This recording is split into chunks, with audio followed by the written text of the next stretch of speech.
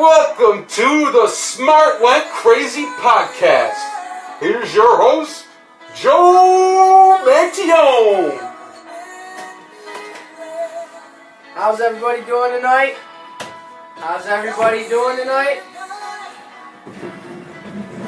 And I'm gonna bring my my one and only co-host with me on right now and introducing your one and only Neil Sunlack. The one and only. Welcome. Lot to talk about today, guys. Some journey on the track. Lot to talk about. Big news. Big news. A lot of stuff going on in the world today. So, let's discuss this. How's everybody doing tonight? Good, I hope.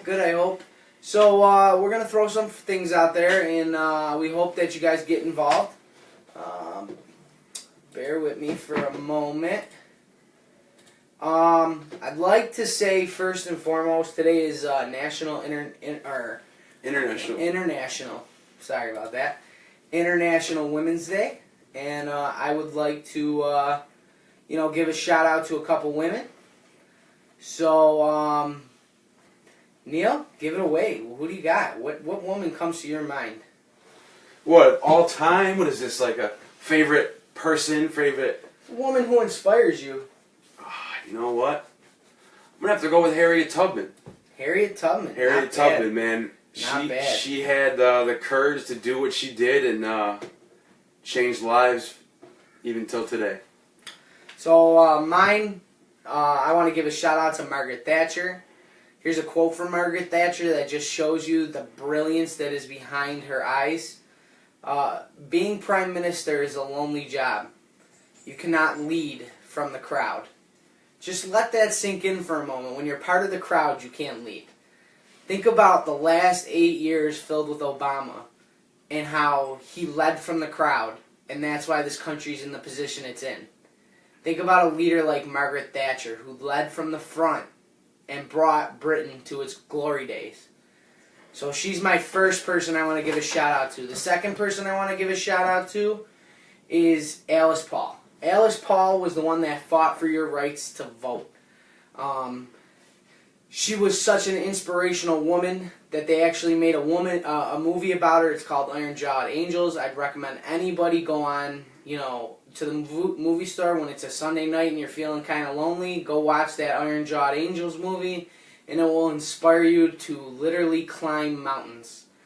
This is a quote for her, and to give you a quick background about Alice Paul, it was during the 20s, or during the early World War I days with Woodrow Wilson, and it was unheard of for a woman, or anybody for that matter, to attack a president during wartime. So this was like early 1914, maybe 1913, somewhere in there.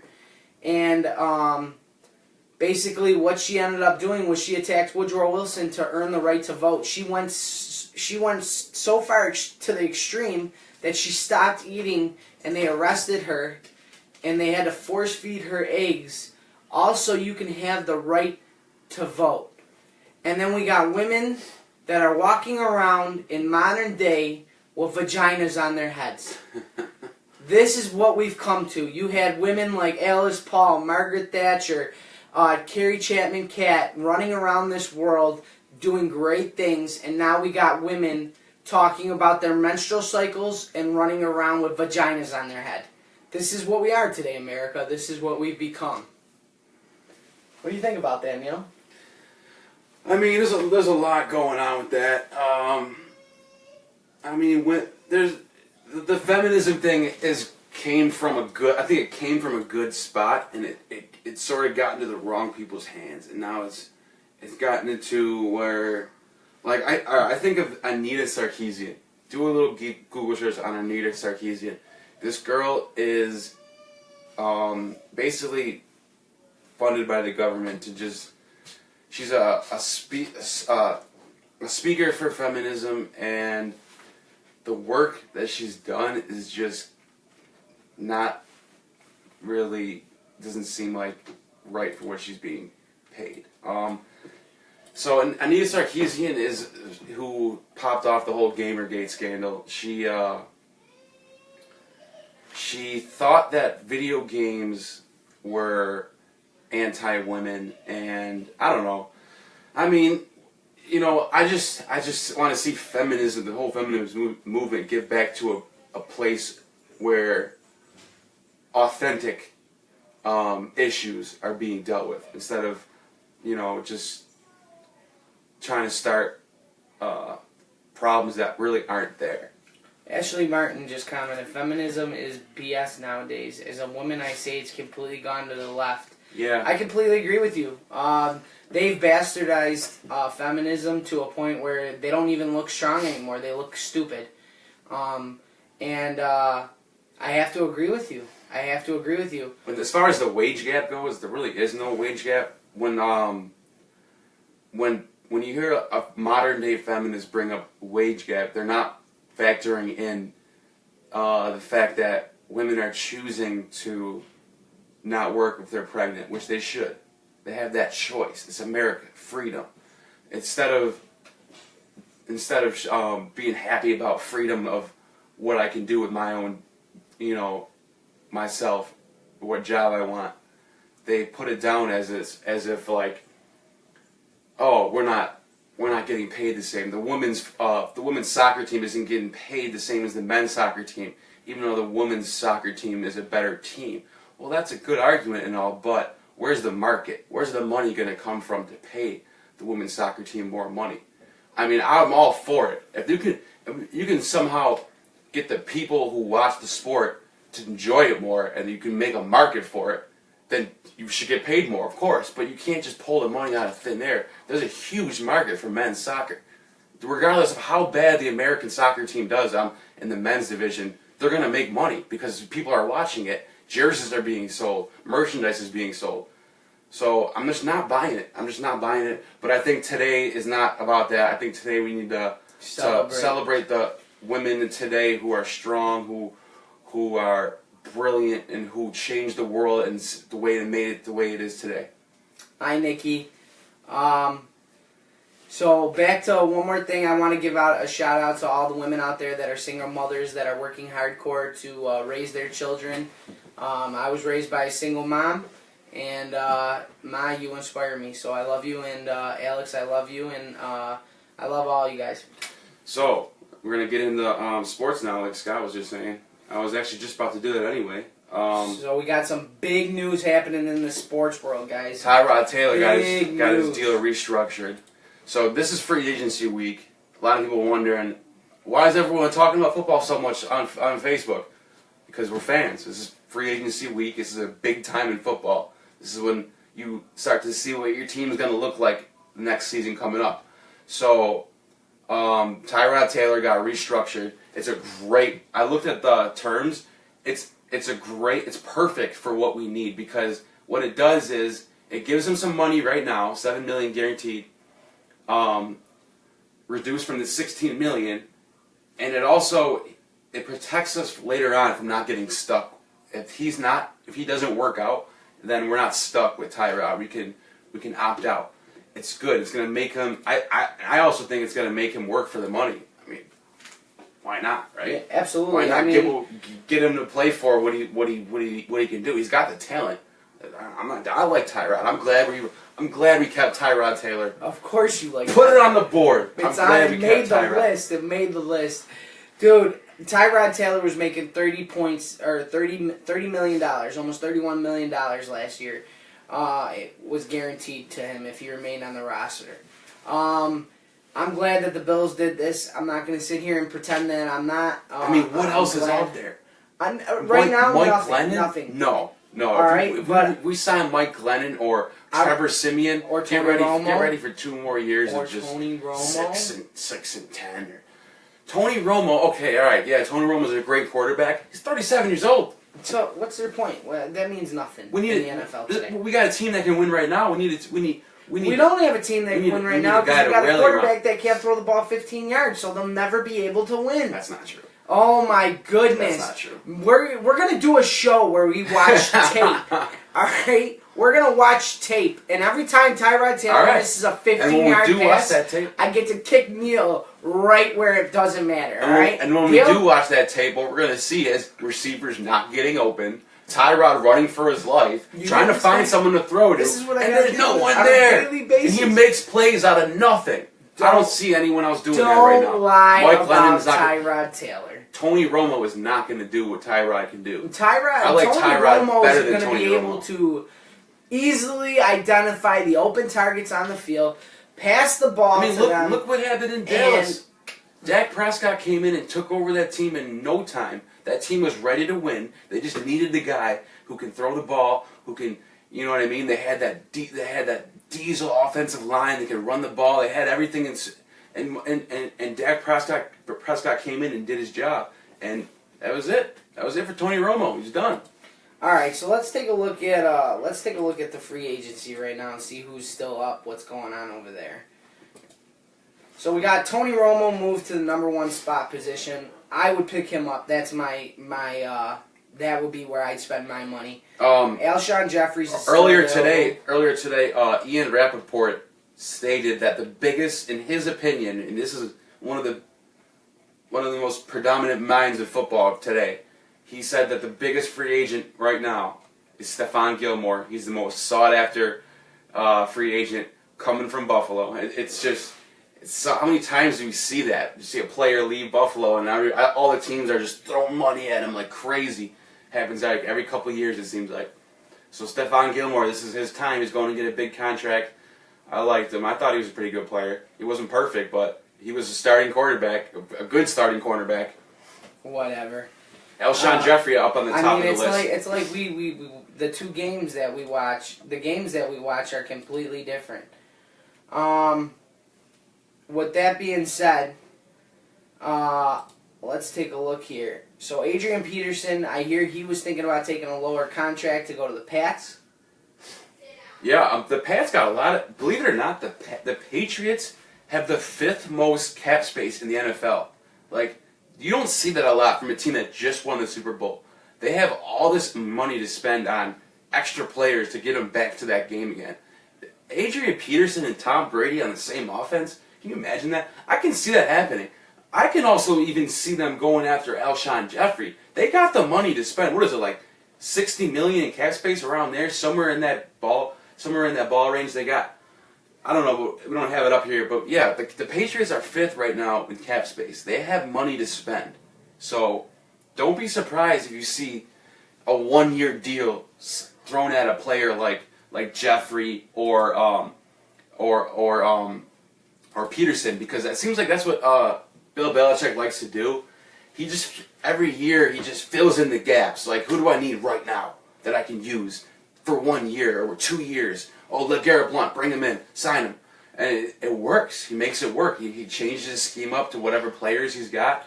It's like the perfect team. Sunlight just said, your brother said that the Pats are trying to steal Brandon Cooks, which, in my opinion, would be good for them. Yeah, I mean, like I said, they got the money right now. They can pretty much get whatever they want. They're the number 1. They don't spend a lot of money on players because the players that they do have, they stick around forever. They make safe. They make safe picks. Yeah. Now, as far as I can tell right now, Alshon Jeffrey is still open. Tomorrow we're going to see a lot of discussion about Alshon Jeffrey go down. And what about Calais Campbell? Where do you think he's going to end up? Who? The 6'8", 300-pound Calais Campbell coming from Jacksonville's interested in him. So yeah, Jacksonville, that would beef up their defense right there. And I mean, we'll have to wait and see, but we just wanted to touch real quick on the free agency. Let's move on to hockey, man, or basketball. Which one you want to get on to? Let's go to hockey first. Sabres, man. So Sabres are still 7th. 7 spots out of the wild card. Out of the wild card. They're not doing as great as I'd like to see them doing.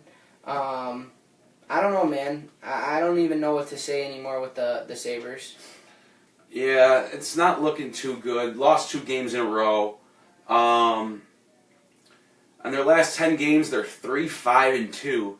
It just seems like we're getting to the point now where I'm starting to give up. Of course, I'm still going to watch. Of course, I'm still going to root for my team. Jack Eichel's having a great season. So is Kane. The goaltending even looks good. I think it's the defense. I don't know. We'll see what they do in the. We'll see what happens going forward from here.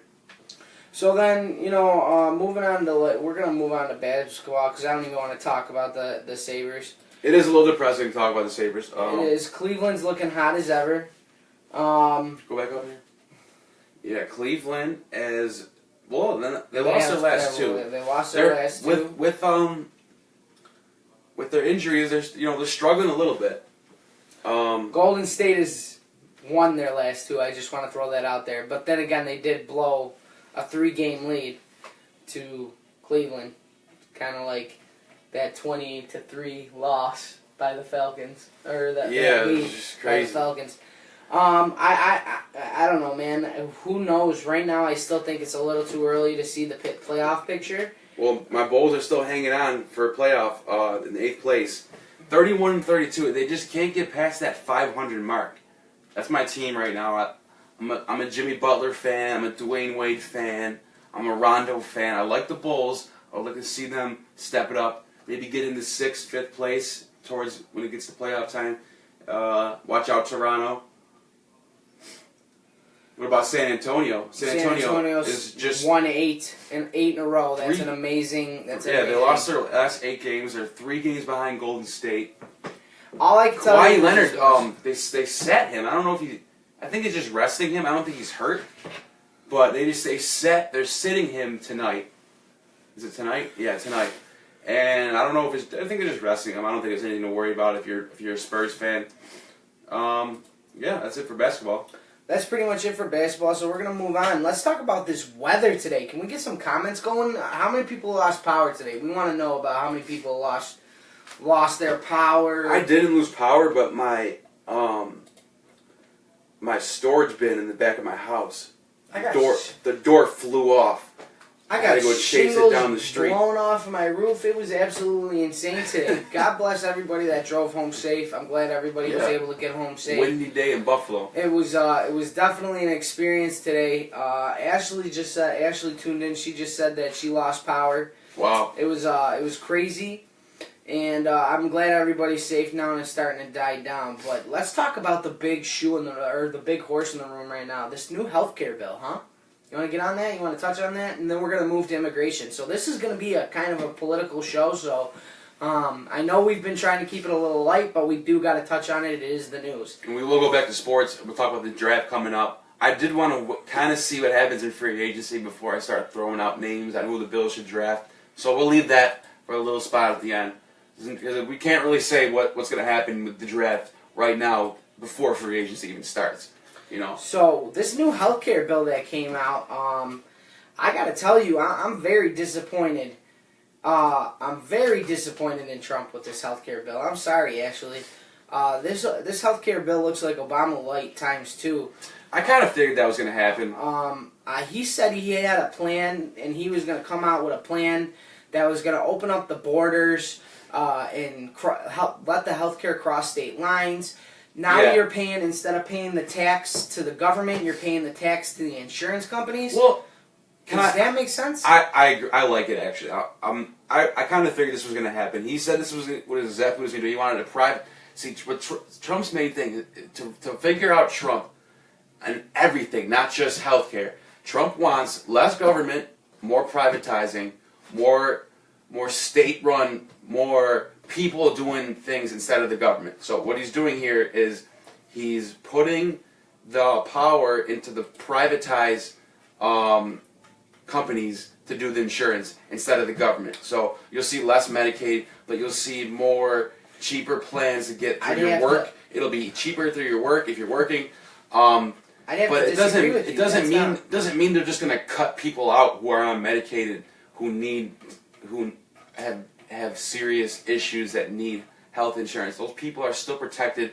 Even until 2020, you can still get on a plan. That's what they announced as far as that goes. So you have until 2020. Something happens, you can't work anymore, you need health insurance, you'll be fine. This is America. We're not just going to let people die in this country. To even think that is just, you're just throwing out conspiracy theories. But I actually like his plan. I like more privatizing. Let the best company win.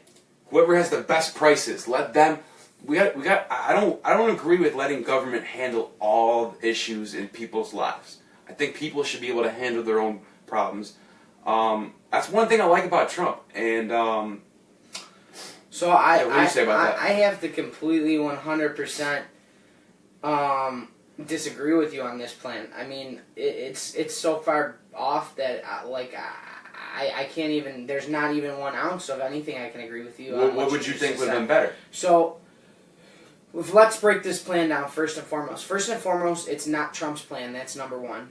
Trump said he was going to make the plan and bring it to Congress and have Congress.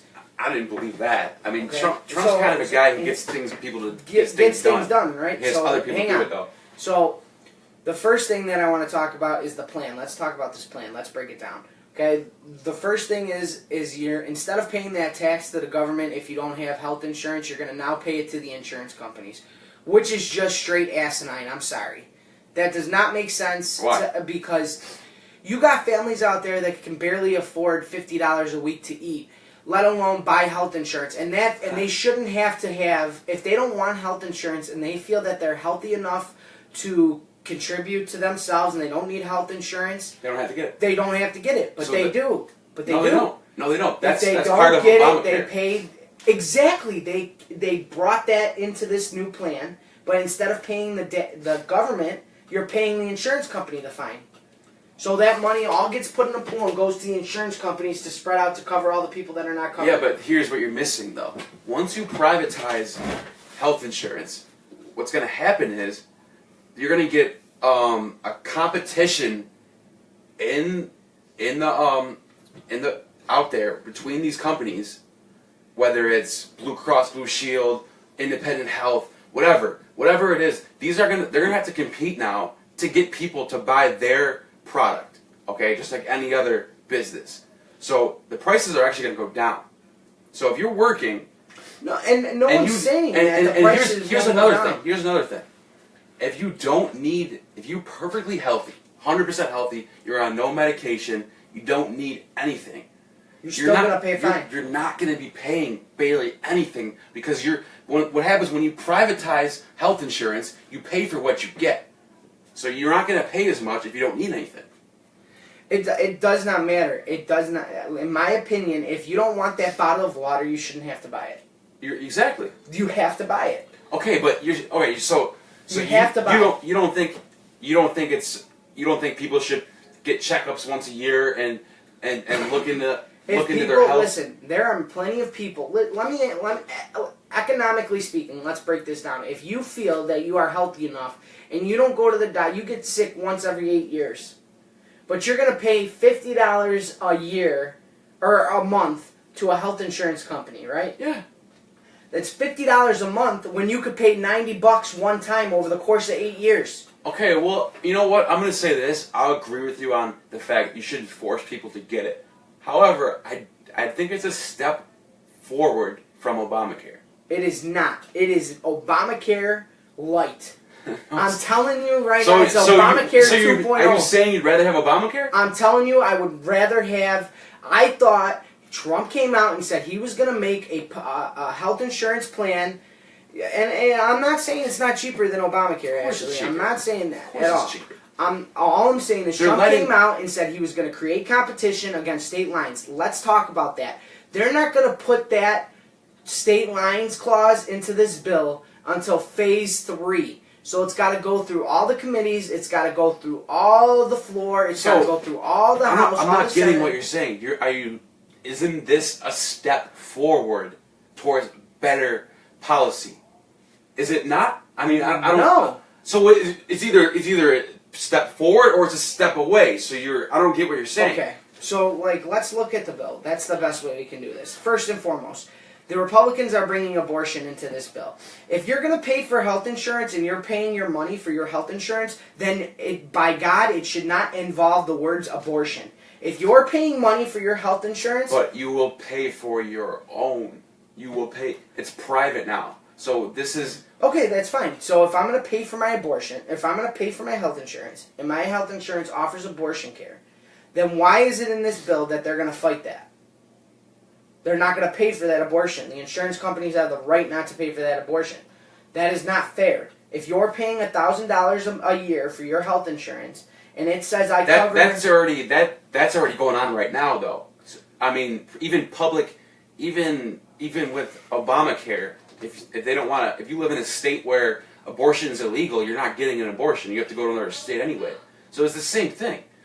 You're missing the point. I think you might not be, but I think you're missing the point. I think what Trump is doing, just like he's doing in all other aspects of policy, is he's taking the power away from the government and putting it into the hands of the people, and he's privatizing all of our ways of life. Like that's what I lean right when it comes to situations like this.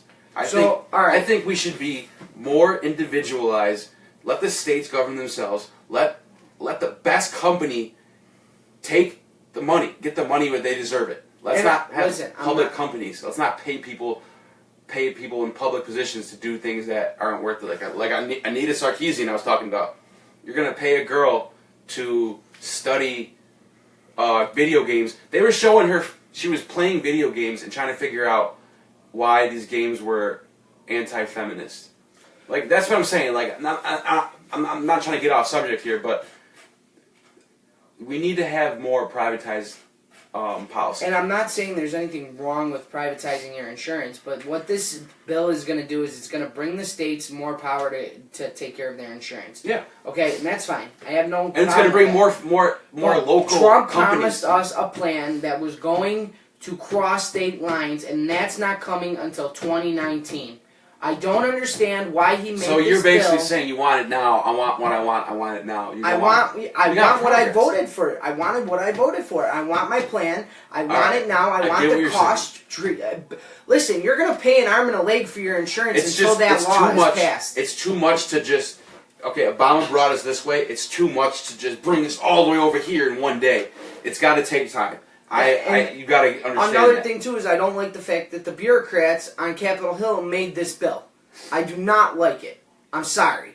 The bureaucrats on Capitol Hill have no business deciding who gets covered and who doesn't. They're the ones that I'm sorry. They run the show. All right. That's why I voted for Trump. I voted for Trump because of his individuality and his ability to bring outside people in to make decisions instead of the bureaucrats on Capitol Hill. I'm glad you brought this up because I'm with you on this. When Trump was running for president, he said he was going to drain the swamp. He was going to totally switch everything up. And he didn't really do that. He kind of went halfway. He drained the swamp from all the liberals, basically. He brought in a bunch of Bush people, Nancy Pelosi. I was kind of mad about that, but I'm going to wait and see what happens first before I start jumping on the... Who brought in Nancy Pelosi? Trump. Trump didn't bring in Nancy Pelosi. What do you mean? He's bringing in a lot of Bush people back into the White House. Yeah, but Nancy Pelosi hates him. She's a Democrat. She's on the Hill. She hates Trump. Nancy Pelosi's a Republican. Nancy Pelosi is not a Republican. Not at all, by no means. Wasn't she the... Are you sure? I don't think you're right about that. You're making me... You look this up. How do you spell her name? George Bush, see? She was the Speaker of the House for George Bush. I'm telling you. By the Democrats. For the Democrats. No, Look it. Hang on. Democrat. Oh, she's a Democrat. She hates Trump. I'm just thinking about the whole Bush administration. I mean, she does have some ties with Trump right now. I've seen her with Trump, like most transparent drafting processes. Last House GOP health plan. No, I know. I mean, she's not. Yeah. I mean, regardless, I thought she was Republican. It doesn't matter. It does not matter. Nancy Pelosi is just a piece of manure. Well, we can agree on that. As far as I'm concerned, we can agree on that. All I'm saying, Ashley, is as a Trump supporter, and we all know you are a very big Trump supporter. I feel that Trump betrayed us a little bit with this healthcare bill, and that's the way I feel. I mean, I wanted to see the states' lines. I wanted to see that tax end. I wanted to see the vouchers go out for people to buy cheaper plans across states. I think it's just too much to do in one signing of a piece. Then you should have left the plan that we had in place, Obamacare. We should have left that plan in place, let it collapse, so the Democrats take the fall for that, and then the Republicans come as the savior. I don't like to see anything collapse. I'm not with that. Let's let them lose so we can win type of thing. That sounds to me like disaster. I don't like to see none of that. That's political strategy. It is political strategy. I don't like. I can't stand that though. I wish government could work together and get things done. That's what I like to see. Well, you'll never have good things. That us against them mentality is it's like really like. I'm gonna trust you on this one, Ashley. I'm gonna trust you. I hope you're right. I really do. I really hope you're right. I mean, and I don't know. I want to see more from him. I want to see more getting on healthcare. That's my big thing right there. Is Obamacare is a disaster. It's absolutely 100% terrible. It was a terrible bill. Anybody that thinks that it's a good bill really needs to really read the bill. You don't know what you're talking about if you think Obamacare is a good bill. I'm sorry. There's middle class families. Let me put it to you like this, America. Middle class families are what support you. Okay, so you got your upper class and your lower class, right? And you got to look at your middle class is like a board. So it's a board, right? And your middle class is what sways the board up and down, right? So you got money from both the middle class going to the upper class and the lower class, right? So you got your middle class is going to send money to the upper class because they work for the upper class people, and the middle class is going to send the lower class money because they're taxed constantly. We are taxed to death as middle class citizens, right? So when Obamacare came out, it sent a virus through the whole entire middle class. Yeah. So now the middle class is can't afford health insurance coverage. Their premiums are skyrocketing. Obamacare is a disaster, and I don't care what anybody says. It's just a terrible disaster. Yeah, but see, that's the only thing I just don't see why you don't think this is because there's a lot of the things that can listen. The Freedom Party doesn't like it. The Conservative Party's not on board with this bill. Yeah, a lot of Republicans Republicans are pulling away from this bill because they don't like what it has to say. I really didn't think Trump was gonna just take everything that Obama set up and just shatter it in one day. This is actually kind of what I predicted. I kind of predicted a change in the other direction towards private companies taking the reins instead of public sectors. That's what I'm happy to see that. I want to see healthcare go back to the states. I want to see it privatized. I would like to see that. What else we got to talk about? The WikiLeaks dump. So Julian Assange, this guy is like, this is Edward Snowden's boy. I don't want to see the movie Snowden. So Julian Assange is the guy who notoriously leaked the Hillary emails. He's constantly dumping these CIA intelligence leaks. He's the guy who Edward Snowden hooked up with when Edward Snowden didn't know who to go to with all the information that he had with what was going on with NSA and CIA. Edward Snowden is the guy who he went to and said, look, this is what I know, what's going on right now. Our freedoms are at risk. The CIA, the NSA, they're spying on everybody. They can tap into your phones and blah, blah, blah. All that conspiracy theory shit turned out to be true. So, just yesterday, he dumped a bunch of information about the CIA. Still the same things going on. They're watching everybody. I mean, this is where it gets crazy, because what do you think about your freedom, or are they protecting us from, let's say, I don't know, terrorism? What do you got to say about this? Is Assange a patriot for doing this, or is he a war criminal, or is he treasonous? What do you think? So once you sacrifice security, or you sacrifice liberty for security, you're no longer free. That's my opinion. Right. We as Americans, we have the right to our privacy. That's one thing we fought for in the Revolutionary War, and among other things, is the right to our privacy. Our government should never be staring down our throats.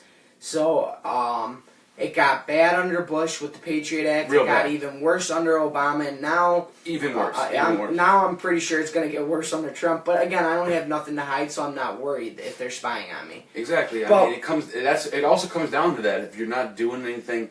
But it is a little weird because it's a gray area where you're like, why would the CIA need to be? I don't know. And it's like a lot of tax dollars going into this, and it's wars starting over it. Which brings me to what I wanted to talk about with, since we're on the issue with surveillance and protecting Americans, what about immigration? We haven't talked about immigration a lot. Let's get into it. Why not? Let's get into a couple minutes of immigration. What do you think about this whole thing? Yeah, let's do it. Let's get into immigration. What do you want to talk about? You go ahead. You start it off. All right, I'll start it off. So to understand what's going on with the immigration ban, you have to understand what's going on in the Middle East, especially in Syria. So, Assad is the dictator of Syria. The people are starting to get sick of him over there. Not everybody. He's got some people who still like him, but most of the people don't like him. You got a war going on between the Shiites and the Sunni Muslims. They hate each other. They want death on each other. And then you got this little strip of land where the Palestinians and Israel, right next to Syria, don't get along either. So it's a whole bunch of mayhem just in one little area. So Obama, right after we took out Osama bin Laden, and the same year during the Libyan crisis when Gaddafi was removed, it looked like, is this it? Are we done? Are we done with war in the Middle East? And we got our troops out, and there was like 6 months of like, this is it, we're done. The Middle East is, let's let them do it. And he had to put his foot back in there, Obama. So what happened was Obama got people to pay for, training the rebels to fight against Assad. Now, this is where it gets crazy. This is where the whole Russian-Trump thing gets in, because the Russians were backing Assad. The Russians had Assad's back. They were going to make sure that Assad kept his government in place. For whatever reason, Russia, Putin, he just likes Assad, and he thinks Assad needs to keep his spot as a dictator in Syria. Obama, on the other hand, does not like Assad. He wants Assad gone. So he had George Soros, another bunch of billionaires and taxpayers, us, to pay for military training for these rebels. And what ended up happening was Al-Qaeda infiltrated these rebels, and they ended up breaking off, and ISIS formed. So the whole plan totally backfired. So Obama pulled out, said he's not doing it anymore, he's done training them, but it already was too late. So now you got a war with basically 4 different groups. You got the Kurds in the north. They want to make a new country called Kurdistan, and they want it to be basically northern Syria and southern Turkey. And you got the rebels who are fighting for Syria, and you got ISIS. Plus, you got military forces from all over the world, NATO, all in this little area, and it's getting crazy. So basically, Trump's coming in, and he wants to get everybody out of there as soon as possible and defeat ISIS. And he probably, what everybody thinks is going to happen is he's probably going to end up siding with Russia. This is where the big split is between Obama and Trump. He's probably going to, in order to get out of there as fast as possible, we might have to side with Russia and let Assad keep power. Because if we do that, we can take out ISIS, get the hell out of there, save as many lives as possible, and just get out of this mess. That's what I think we should do. I know. Back to immigration. The reason why this ban is in place right now is because they're trying to figure out exactly what they're going to do with this whole situation between ISIS. Actually, it's called ISIL with the L, and it stands for the Islamic State in Iraq and the Lebanon. The Lebanon means Northern Africa and Middle East. It's basically all those countries. If you say ISIS, you're talking about just Syria and Iraq. It means Islamic State in Syria and Iraq. ISIL means all those countries, because what happened with ISIS now, it's getting so crazy with the internet that they're recruiting people online, and there's people in every single country right now. France has they said there's 50,000 ISIS members just in France. Like it's getting they're getting through the cracks, and they're getting people to not just to radicalize, because I don't have a problem with Islam. I don't have a problem with Islam. I have a problem with radical Islam and terrorism, and there's a big difference between the two. And that's where this whole immigration mess comes in, because to say it's racist to ban Muslims, you're not. It's not what it is. It's an ideology between these radical Muslims, and he's trying. Basically, the government right now is trying to figure out a plan to get out of this mess as soon as possible. So that was a good explanation, and it's hard to even jump in on that. I mean, you covered pretty much a lot of the ground there. So here's my interpretation of it.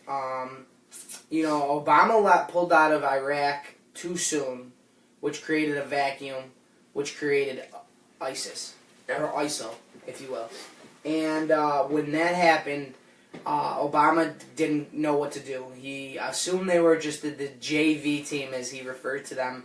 And it turned out that they weren't just the JV team. It turned out that they were the varsity team.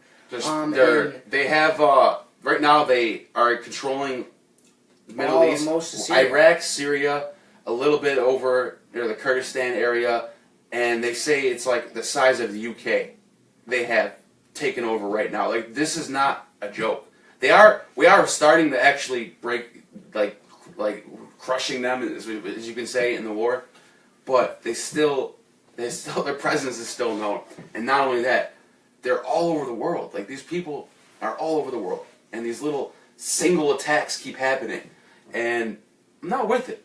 I'm not going to sit here and use the word racism to stop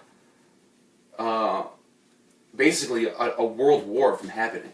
So, not to cut you off. No, I keep talking way too much. Go ahead. It's all right. Like I was saying, Obama, pulled out too fast, created that vacuum. ISIS was created. But he went back in too fast too. And then Hillary Clinton didn't like Assad. She wanted to kill Assad, so ISIS was able to infiltrate over there as well. So here's what we have to take away from it. That's a whole other issue right there. We killed Saddam Hussein, and Al Qaeda was born. We tried to kill Assad, and ISIS is rampant everywhere. Well, ISIS is weird. ISIS doesn't like anybody. They don't like Assad. They don't like the rebels. Yeah, no. They don't have. It's like 4 different groups that all hate each other over there, and that's not. I'm not even including Israel. That's a whole different story. Like, that's not even the same war. No, the whole place is a mess right now. No, and it is, and the Middle East will always be a mess. But in my opinion, to get on to the immigration part of this conversation, I keep trying to bring it back there, and I keep getting caught up in the war. But that's really what it comes down to. The war is. It's a lot to do with it. The war's the war, man. It's like letting Nazis come in. If it's 1942, it's like saying, you know what? Yeah, there's some good German people. Let's let everybody come on in, and you don't know what's gonna It's the same thing. It's not me being racist. It's just saying, I wanted something done about this. I don't want to see another terrorist attack happen. I don't care if it's in France, Sweden. I don't care if it's. I'm not just talking about the United States. I don't want to see none of it anymore. And you gotta look at it like this. 20 years later, almost, and we're still seeing it. The best way to look at it is like this, okay? All your Syrian refugees, all your Syrian immigrants, Iraqi immigrants, all the Muslim countries that were banned by Trump, you got to picture that as a big bowl of M&Ms, right? And there's 1 billion Muslims in the world today. They're like one of the largest religious groups throughout the world. And if you were to take 1 billion of those people and put them all in a jar, and now you got your jar of M&Ms, right? And you're holding your jar of M&Ms, and there's 15 poison M&Ms in that jar. Okay, there's 15. So that's 1% of that. That's 1% of all the billion. It's very small. It's very small. But it's not. It's not small. It's not too small to just ignore. No. Would you stick your hand in there? Would you grab your hand in that jar, grab a pile of M&Ms, and throw them in if you knew that one of the 15 M&Ms are possibly in your hand? So you got the Sunni Muslims and the Shiite Muslims. They're the two predominantly biggest groups of Muslims in the world, right? Now the Sunnis, they make up 90% of the Muslim world. I think they said 25% of the world itself is probably 25% of the world's religion is Sunni Islam. The Shiites, on the other hand, are a little bit more radical. These are the ones that these bad apples are coming from. Not all of those either. I'm not saying all of the Shiites are all radical Muslims. No. I'm saying most of the radical Muslims are coming from the Shiite Muslims. The Sunnis are the ones who they just practice their religion. You know, whatever. They might not like gay people, but they're not going around killing gay people. You know, they're just practicing their own faith, and that's fine. There's nothing wrong with that. Everybody's entitled to their own beliefs. But once you start saying, once you start coming into other countries in the world, whether it's Germany, Sweden, America, whatever, and you start saying that we're going to ignore the law of the land and we're going to implement Sharia law, and all women need to do this, all women can't work, all women have to wear hijabs, and if you're gay, I'm going to kill you. And then that's when these little single terrorist attacks start happening. It's because of radical religion. I'm going to say radical religion because there could be Christians that can turn out this way. It's just not happening as much. I'm sorry, Neil, I got to cut you off. It's just not happening as much. Because, no, it's a radical Islamic terrorism. It is radical Islamic terrorism. You can't ignore the 1991 bombings. No, you can't ignore that. Those were radical Christians. Those were... In Oklahoma City. But I will go with you on this.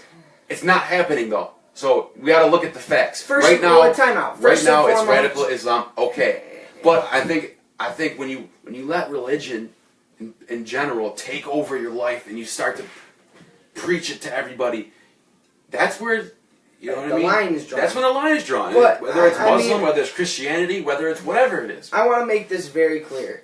Okay, Obama tried to bring this back on the Thanksgiving Day. Breakfast, on Thanksgiving morning breakfast. He tried to say that Christians were crazy during the Middle Ages, during the Crusades, okay? It's 2017, people. Right. It's 2017.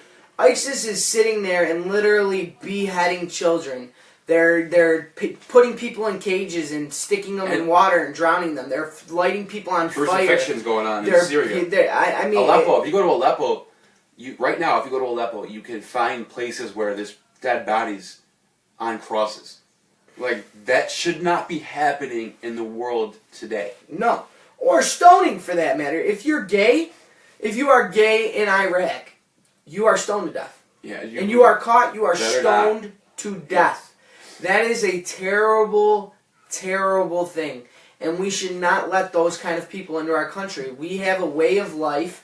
We have a belief in freedom. We have a belief in freedom of religion, and that should never be opposed by anybody. This is politics, Scotty. We got 7 viewers. We're going with it. You told us to go with it. I wanted to go in today about this thing because we haven't talked about it yet, and as far as I'm concerned, this whole immigration thing is just out of control. You got your liberal snowflakes on the right and left, or on the left of the spectrum, who want to let everybody in. But here's the question. Here's my challenge to everybody that wants to argue with Neil and I, because we Ashley shot back at Scott. Here's my challenge. No, we'll lighten it up in a second. Here's my challenge to every single person that disagrees with Neil and I, okay? We want you to open up your front door and let a Syrian refugee live with you. All right, that's fine. Okay. But also, if you really, really disagree with me on this, well, do the research and come back to me and prove me wrong. Because, I don't know, I've been paying attention to this whole Arab Spring. Since the Arab Springs in 2011, I don't know why, I've been fascinated by the Middle East. And because I thought the war was over. I really did. After Osama bin Laden and Gaddafi were done, I thought that was it. And when I found out about the Arab Spring and Obama getting back involved, I was like, what is going on? That's when I started not like, because here, this is the last thing I'm going to say about this. I loved Obama. I did. For his first 4 years especially. Obama did some great things, and I still like him for this. He basically brought in a new policy where if you get in trouble for nonviolent offenses, especially drugs in particular, you can get a program or you can get probation. You're not going to go to jail. You're not going to go upstate. When Bush was in office, you get caught with a little bit of some weed. You're probably doing some serious time. Obama changed all that, okay? Because there's people with drug and mental illness problems who shouldn't be in prison, okay? And Obama was the first person to stand up to this and say, this is not right. And for that, I will always respect Obama for that. I always have a place in my heart for that because he did some good things. He got a lot of people out of jail. He started a lot of new programs. Okay, Obama's not just all bad. He did some good things. It's that after 2011, when he brought us back to war, that's when I started looking at Obama like, all right, something ain't right. But that's all I got to say about that. Let's get into something else. You know, wait a minute. I got to touch on that, man. I got to touch on that. I think that was terrible what Obama did. With what? The whole entire releasing drug dealers for nonviolent crimes. I thought that was terrible. So you think some people should be locked up because hold on, let me finish this. Let's say I don't like the way I feel, right? Mm-hmm. Something's not right up here. Okay. Now I want to change the way I feel. Okay. To feel like you, normal. Okay. Okay. You think I should get locked up and put in a cage for that? I think that. Okay, so it's insane. So it's insane to me. It blows my mind. It should be none of that. At least Obama put us in the right direction as far as drugs and reform. So here's my opinion on this whole situation. Heroin dealers, heroin addicts, all sorts of pill popping crazy people out there that are doing all these drugs. Listen, when you give a child a drug and they take it for the first time, they don't know what to expect. When they come back for more, they become a monster. I don't care if it's nonviolent or it is. We buried friends. I buried friends from heroin overdoses. My best friend. And I can never forgive Obama for letting out criminals that sold drugs to kids. And as far as I'm concerned, if you have a mental illness, you need to be smart enough to identify that and go and seek the help instead of trying to mask your problems. So we live in a society where everybody wants their fix to get over what's wrong with their life, right? So everybody goes and drinks alcohol, or everybody goes to the bar, or this guy cheats on his wife, or this girl goes over here and she's seeing this guy without nobody knowing about it, or whatever. Everybody's got to get their fix, right? If you got an issue, you got to address the problem and go talk about it with somebody who can help you get the help. Now, I understand that drugs are an addiction and a mental illness, and we need to address it as such. I agree with you there. We're going to open the phones up in a couple minutes. All right?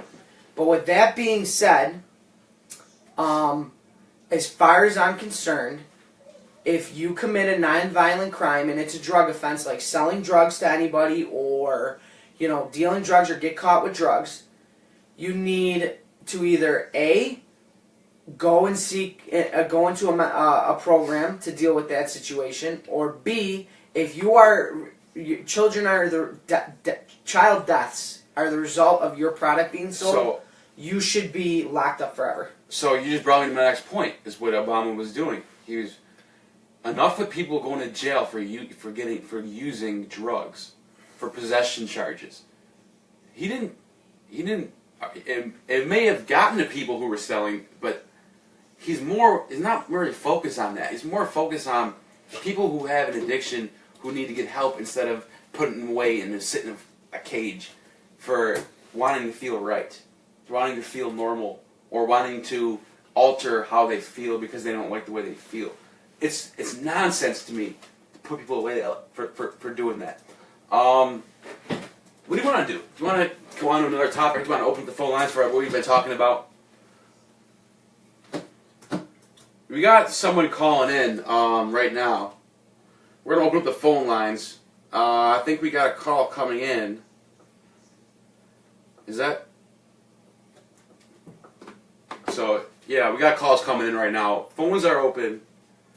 If you want to call in, we'll message you the number. So if you want to call, if you want to make a phone call and talk about what we're talking about, just text 1 in the chat, number 1 in the chat, and I will message the number to call.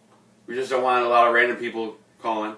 So we got a call coming in. That's Scott. Scott, sounding like my brother, is calling in. Hi, Scott. How you doing? Put him up to the What's up, Joe? What's going on, guys? How you doing, Scott? Good, man. You guys are doing great. I'm happy to see you guys continue to do this. You guys look great. Got some hot topics going on. What do you want to talk about? Honestly, I don't want to touch anything that has to do with politics. I like what you guys said about how scary you guys did a great job. But I would like to talk about Tyrod Taylor. You know, come on, Bill. All right, yeah, bring it up. So let's talk about Tyrod Taylor. The phones are open. What do you think about the restructured deal? I think it's great. I mean, if you look at what's available in the market and what we could afford, like, we shouldn't have gave Tyrod that much money to begin with. And the fact that we're restructuring his deal is great because there's no one better talent-wise than Tyrod Taylor that's available to be a quarterback right now. And honestly, for the Bills, like, we're one game out, you know? Like, we're a team we're done with rebuilding. We don't need to go to the fucking rebuilding again. We should just win now. And I think that if we want to win now, it's going to be Tyrod Taylor. Yeah. You think that we're going to go to the Super Bowl with Tyrod Taylor? I think we could.